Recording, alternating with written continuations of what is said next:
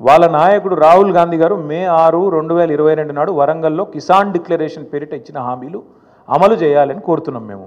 ఒకవేళ రాహుల్ గాంధీ చెప్పిన మాట తప్పు, రాహుల్ గాంధీకి రాజకీయం చేత కాదు, రాహుల్ గాంధీ ప్రజలను మోసం చేయడానికి ఇవన్నీ చెప్పిండు అనుకుంటే తుమ్మల నాగేశ్వరరావు గారు తేల్చుకోవాల్సింది రాష్ట్ర వ్యవసాయ మంత్రి గారు, వాళ్ళ నాయకుడు రాహుల్ గాంధీ గారితో తప్ప మాతో కాదు. Thank you. Yes sir.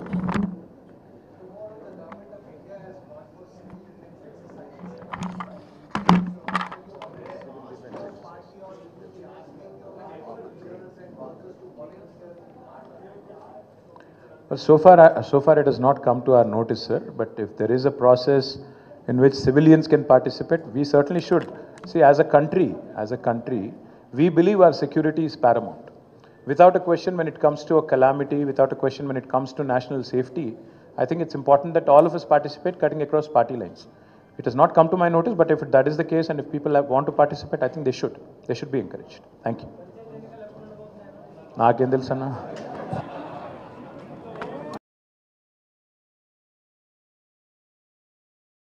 పెద్దలు పార్టీ అధ్యక్షులు కేసీఆర్ గారి ఆదేశం మేరకు, ఎందుకంటే మేము వ్యక్తిగతంగా ఎన్ని దూషణలైనా పడతాము, ఎన్ని తిట్లైనా తింటాము, ఎన్ని అవమానాలైనా సహిస్తాం. కానీ గత సంవత్సరంన్నర కాలంగా మమ్మల్ని నోటికొచ్చిన బూతులు మాట్లాడినా, నోటికొచ్చిన పద్ధతిలో దూషించిన, చివరికి మా నాయకుడి చావును కోరుకుంటూ నికృష్టపు రోత మాటలు మాట్లాడినా మేము భరించుకున్నాం, సహించుకున్నాం, కోపాన్ని తమాయించుకున్నాం, పంటి బిగువున బరాయించుకుంటూ వస్తున్నాం.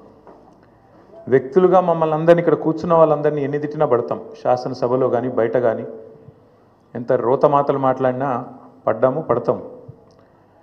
కానీ వేల మంది త్యాగాలతో, దశాబ్దాల పోరాటాల ఫలితంగా,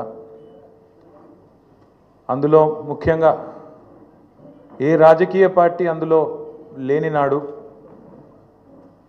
ఆనాడు టీఎన్జీఓలు అమోస్ గారి నేతృత్వంలో, ఇంకా అంతకంటే ముందు బుద్ధిజీవుల నేతృత్వంలో రాజకీయ నాయకులు కనీసం ఆనాడు మేలుకోకముందే మేలుకొని, విద్యార్థులు, ఉద్యోగ సంఘాల నాయకులు పోరాటానికి శ్రీకారం చుట్టి అల్టిమేట్గా కేసీఆర్ గారి నాయకత్వంలో అమరుల త్యాగాల ఫలితంగా ప్రజల ఆశీర్వాదంతో సాధించిన తెలంగాణ రాష్ట్రాన్ని అవమానించే విధంగా, ఈ రాష్ట్ర భవిష్యత్తుకు ఒక శాపం పెట్టే విధంగా నిన్న ముఖ్యమంత్రి రేవంత్ రెడ్డి మాట్లాడిన దారుణమైన మాటలు ఏవైతున్నాయో అని చూసిన తర్వాత ఆరోగ్యం బాగాలేకపోయినా, ఇంకోటి బాగాలేకపోయినా, ఏదేమైనా సరే ఖచ్చితంగా నువ్వు పోవాల్సిందే, మాట్లాడాల్సిందే. పార్టీ తరపున పార్టీగా మనం చెప్పాలి మన వాదన, పార్టీగా మనం చెప్పాలి తెలంగాణ ప్రజలకు కొన్ని వాస్తవాలు అని మా అధ్యక్షులు, తెలంగాణ తొలి ముఖ్యమంత్రి కేసీఆర్ గారి ఆదేశం మేరకు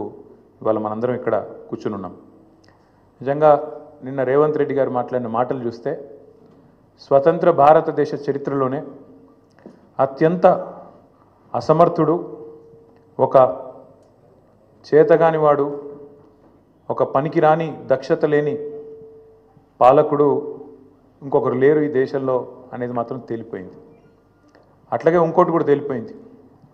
ఏవైతే వీళ్ళు ఒక 420 హామీలతో అభయ హస్తం అనే పేరు మీద ఇచ్చిన మేనిఫెస్టో, అందులో సబ్బండ వర్గాలకు కలిపి 420 హామీలు ఏవైతే ఇచ్చినరో, కాంగ్రెస్ మేనిఫెస్టో ఈ శతాబ్దపు అతిపెద్ద మోసం అనేది కూడా తేలిపోయింది. అట్లాగే కేసీఆర్ గారు చిలుకకు చెప్పినట్టు చెప్పిండ్రు తెలంగాణ సమాజానికి, ఢిల్లీ పార్టీలను నమ్మితే 60 ఏళ్ళు గోసపడ్డం, మళ్ళా మోసపోతే ఢిల్లీ పార్టీల చేతుల్లా మళ్ళా గోసపడతాం, మళ్ళా ఆగమవుతాం అని చిలుకకు చెప్పినట్టు 100 సభలు మాట్లాడితే ప్రతి సభలో తెలంగాణ సమాజానికి ఒక అన్నగా, ఒక సోదరుడిగా, ఒక తండ్రిగా వారు చెప్పడం జరిగింది. ఆనాడు ఎన్నికల నాడు కేసీఆర్ గారు చెప్పిన ప్రతి మాట, ఢిల్లీ పార్టీలను నమ్మితే ఆగమైతే తెలంగాణ అని చెప్పిన మాట అక్షర సత్యం అని చెప్పి ఇవాళ రుజువు అయింది.